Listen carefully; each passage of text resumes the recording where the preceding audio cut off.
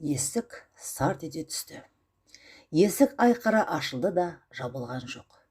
Дәлізбен жалғасатын бөлмеде жатқан балалар сырттан лап ете кірген аязды сезе қойып бүрісе түсті. Адамдар ұйықтап жатыр-ау деген ой қаперіне кіріп шықпаған Қабылбек жарқ еткізіп жарықты қосты. Әндеткен болып ыңылдап жүріп, қирата салдырлатып ас үйге өтті де қазанның қақпағын ашып көрді. Қазан түбінде тұрған аздаған макаронды көрді де қап-қара болып күстеніп кеткен қолын қазанның түбіне матырып жіберіп, уыстап, толтырып асап жіберді. Сосын сол отырған жерінде қалғып кетіп қор ете түсті. Ақырын тыңдап келген әйел күйеуінің ұйқыға кеткенін білген соң барып сыртқы есікті жапты. Бірақ біраздан соң арақтың сасық иісі қоңқаны жарып бара жатқан соң амалсыз есікті ақырын қиялай ашып тастады. Таң атқан. Мектепке баратын 4 баланың үшеуін оятып алған Ханшайым шай беріп, балаларын тамақтандырған болды. Балалар үнсіз. Тіпті 1-ші сыныпқа баратын Балжан да қыңқ деп дыбыс шығармады. Биыл 10 оқитын Гүлжан мен 8 оқитын Ұлжан орталарына Балжанды алып, ақырын шығып кетті. Қыздарының ортасындағы Қуанышы 5-ші сыныпта, ол түстен кейін оқиды.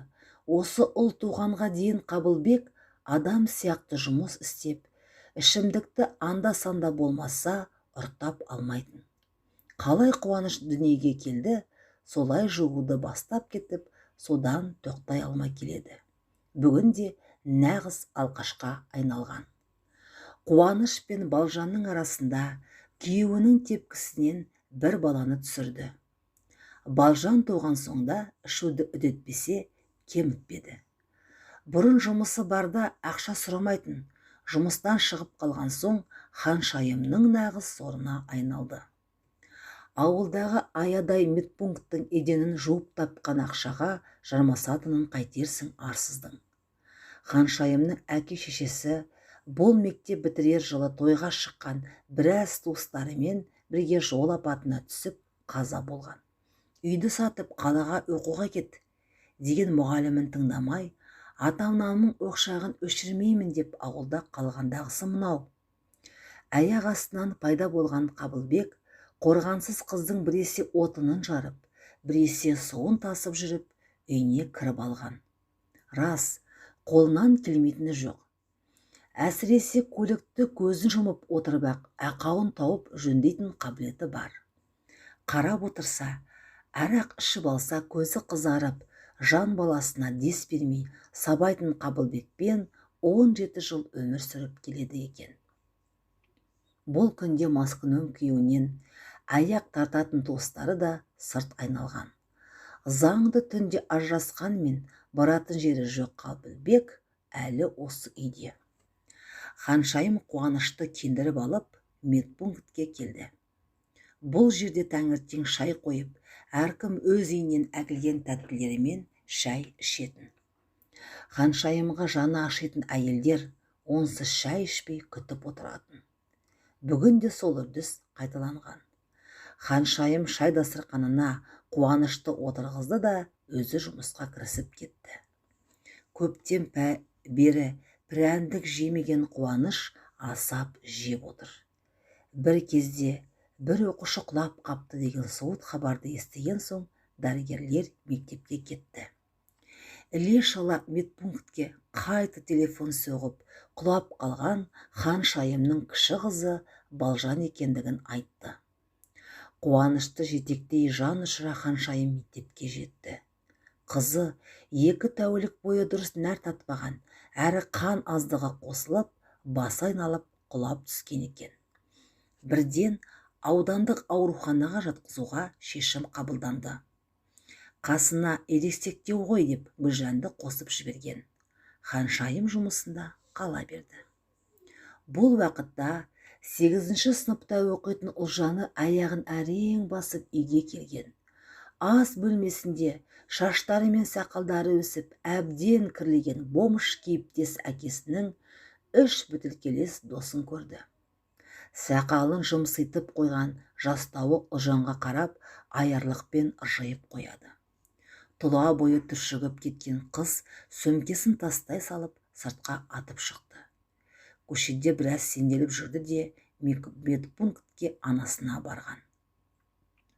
Онда біраз отырған соң, бос отырудың да әрі көшеде сенделудің де ретін таппай кітапханаға келді. Қабырғадағы сағатқа қараған 5-те шамасы болып қалыпты. Кітапхана да жабылмақшы. Қарны да ашты.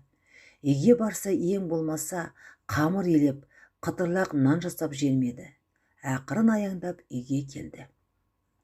Бағанағы бөтелкелестері кетіп, әкесі жалғыз екен. Қуанып кеткен Ұлжан, дастарқанда тұрған шошқаның майы мен пиязды көріп, жиіркеніп тұрса да, аш тұрған асқазанның қалауымен шайнамай жұтқан аздап болса да әлденіп қалды. Тықырлаған дыбыстан көзін аларта ашқан Қабылбек қызына жұтына қарайды. Қалай байқамаған? Кәдімгідей өсіп қалыпты. Басына арам ой сап ете түсті де ол қызына іш деп арақты қинап бере бастады. Баяғыда аналарында солай қолға түсірді ғой. Ой-хой, Дәурен-ай десеңші. Көзі қарауытып, қызына бас салған Қабылбектің маңдайына қада темір сарт ете түсті. Қабылбек сылқ етіп жерге құлады. Ұлжанның артынан іле-шала үйге кірген Қуаныш бәрін бақылап тұрған еді. Не болып, не қойып жатқанын түсінбесе де, әкесінің қылығын құп көрмеген балақай қада темірмен бір салған. Әкесінің құшағынан сытылып шыққан Ұлжан Қуаныштың қолынан ұстап сыртқа қарай қашты. Қаны бұрқ ете түскен Қабылбек ессіз еденде қала берді. Медпункттың еденін жуып, болып қалған Ханшайым, қыстың көзі қырауда жалаңбас, сырт киімсіз жетіп келген екі баласын көріп шошып кетті. Мән жайды естіген соң қасына полиция мен дәрігерлерді ертіп үйге келген. Адам жаны тәтті емес пе? Есін жиған Қабылбек бұл кезде шүберек тауып ап, басының қанын тоқтатпаққа әрекеттеніп отыр екен. Жауыз күшік, өз қолымен өлтіремін деп Қуанышқа қарай тарпа бас салды. Осы кезде тәртіп сақшылары оның қолын артқа қайырып байлап тастады. Түнімен хаттама толтырылды. Кәмелеттік жасқа толмаған баланы зорлау, әрекеттену баптары бойынша Қабылбекті ауданға алып кетті. Бұрын заң алдында жауапқа тартылмағаны бар, және зорлайын деп емес, құшақтап кешірім сұрамақшы болғам деп уәжден танбаған Қабылбекке сот тек 6 ай ғана қамауға алу жазасын кесті. Міне, ол 6 айда өтіп барады. Ханшайым мана мамыражай тірліктің ертең тағы да шырқы бұзыларын ойласа, түнімен дөңбекшіп шығады. Ақыры бір шешімін тапқандай. Бүгін тағы күн сұрғылт, тағы жаңбыр жауатын сияқты. Күздің алғашқы айы болса да, далада ызғар бар. Аспанға қараған Ханшайым оңтүстікте әлі жылы шығар деп туған жерін еске алып, күрсініп қалғанын өзі де байқамады. Кеудесін сағыныш кернеп кетті. Үйді арзымайтын бағаға сатып, Қабылбек келесі жеті шығады деген күні ауылдан солтүстіктің бір ауылына бір жала көшіп кеткен бұлар.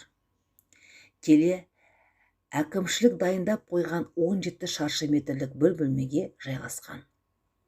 Қазір қала белсенділері үй алып бермекші болып ақша жинап жатыр. Тағы сәл күте тұрса, жиналған қаржы 3 бөлмеге де жетіп қалар.